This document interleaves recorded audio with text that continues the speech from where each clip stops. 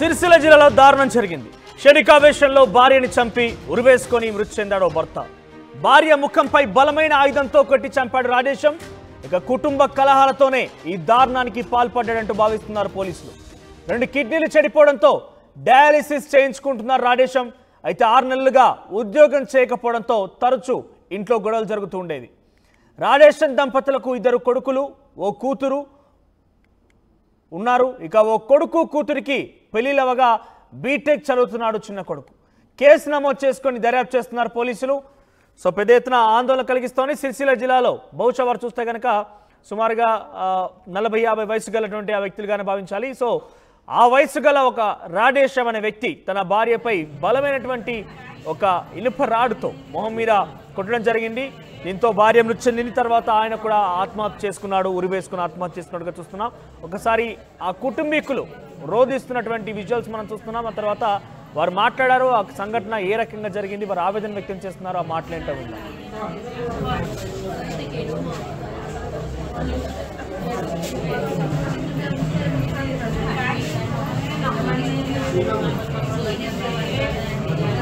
బతకన్నా మేము చుపోరగాళ్ళము మాకేమెరుక మా అమ్మతో నేను ఎట్లా బతకాలి మా అమ్మ పోరగాళ్ళు మాకేమెరుక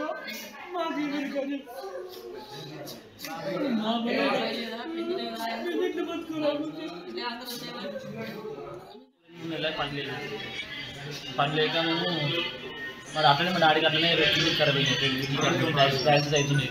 కిమ్స్ హాస్పిటల్కి పోయినాము. కిమ్స్ హాస్పిటల్కి పోయి చూసుకున్నాం, చెకప్ చేసుకుంటాం. మేము చెకప్ వేసుకున్నాక వచ్చినాం. ఏంటి ఇక్కడ ఇక అంత అయిపోయింది. ఇక్కడ మొన్న టెస్టులు వేసి ఇక్కడ చేసి టెస్టులు వేసి అయిపోయినాక గవర్నమెంట్ హాస్పిటల్లో చేస్తాం అనుకున్నాం. మొన్న గవర్నమెంట్ హాస్పిటల్ 2 సార్లు వేయించినాం. అదేంటిది డయాలసిస్ 2 సార్లు వేయించినాం. చేయించినాక నిన్న ఏమైందో నిన్న సాటర్డే నైట్ చేయించుకున్నాం. 12కి వేయండు, 12కి వేయండు. మొన్న సాటర్డే నైట్ మబ్బుల్లో 5కి వచ్చిండు, పండుకున్నాడు. షార్ట్ అన్నాడు. అన్నాక మంచిగా తిన్నాడు, చేసిండు, పండుకున్నాడు. మళ్ళీ 5 తిన్నాడు, పండుకున్నాడు. మళ్ళీ నేను మాట్లాడి పోయినా మా దూరం చేసుకున్నాక నాకు వచ్చి తెల్లగా చదివి మా అమ్మ చంపాడు, మా డాడీ చచ్చిపోయాడు. క్షణికావేశం కారణంగా కుటుంబంలో ఉన్న కుటుంబ పెద్దలు ఇద్దరు కూడా ఒకేసారి మరణిస్తే ఆ బాధ ఎంతుంటుందో వాళ్ళ మాటలో చూస్తే అర్థమవుతోంది. ఆ విషాదం వారందరూ కూడా పెద్ద ఎత్తున కన్నీరు ముందుగా విలపిస్తున్నారు.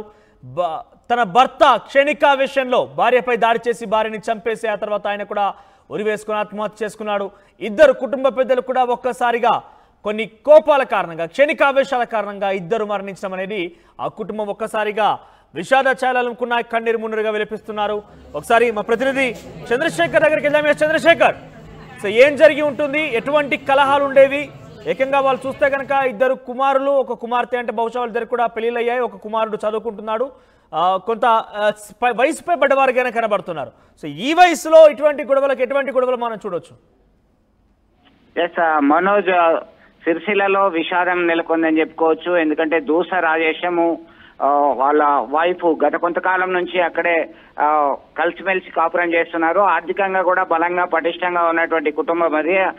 2 కుమారుల్లో ఒకరికి వివాహం అయిపోయింది, సెటిల్ అయిపోయారు. అలాగే చిన్న కుమారుడు ఇంజనీరింగ్ చదువుతున్నారు, కూతురు కూడా సెటిల్ అయిపోయింది. ఈ క్రమంలో గత కొంతకాలం క్రితము కిడ్నీలు 2 చెడిపోయాయి. హైదరాబాద్ కిమ్స్ హాస్పిటల్ లాంటి ఆసుపత్రుల్లో చికిత్స పొందుతున్నారు.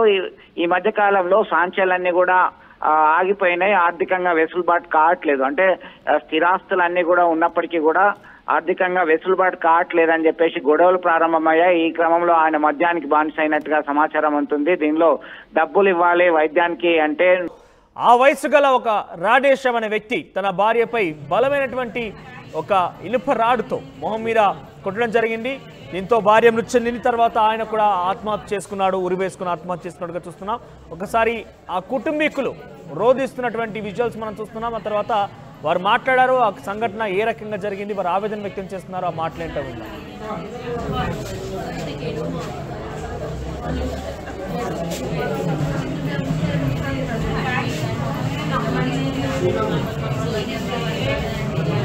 బతకన్నా మేము చుపోరగాళ్ళము మాకేం వెనుక మాకేం వెనుక మా అమ్మతో నేను ఎట్లా బతకాలి బాబా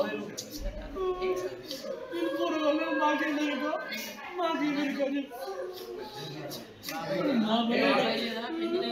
ఎట్లా బతకాలి